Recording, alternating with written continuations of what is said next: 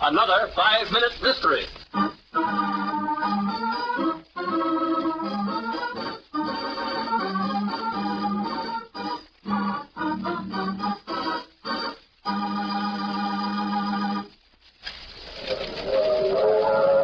Hello, Andy. Just found out you were traveling with me. What do you want, Thomas? This is a private compartment. Now, is that the way to greet your ex-partner? Beat it, you crook. I'm through with your double dealing. Yeah, what about that dough you owe me from the last take? You've got a head like an elephant. Blow, brother. The air's getting bad in here. Yeah? Well, let me open the window then. I'll clear it out. Hey, are you crazy? You'll blow us out of here. Okay, Andy. Here you go. Let go of me, you... Good fellow, Andy. Just a few seconds, we'll be in the tunnel where it's nice and dark. And then I'll give you all the fresh air you want. Just a minute now, and we'll be there. Okay. There you go.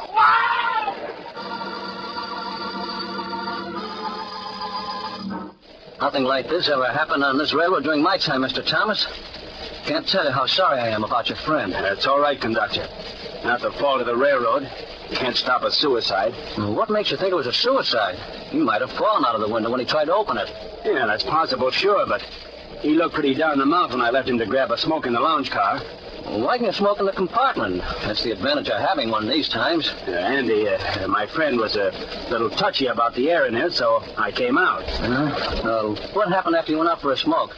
Well, I got into a business conversation with a few of the gentlemen in the lounge, but after a while, I figured I'd better be getting back to the compartment to see how Andy was getting along. As I came into the aisle next to the drawing room cars, we came into the tunnel.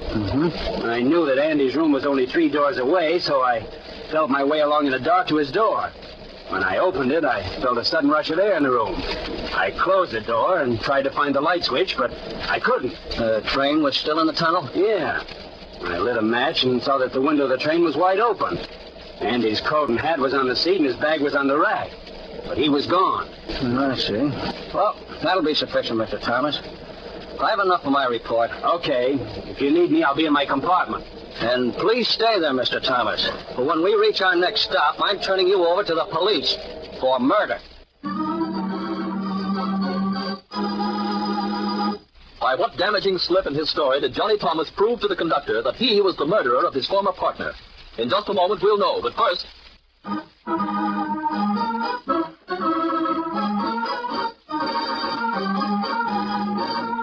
And now, back to our story.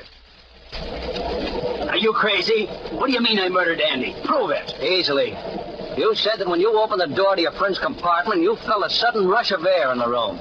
That was true. But you then told me that you lit a match and that it stayed lit while you had time to notice several details in the compartment. And that's where your story fell apart, Mr. Thomas.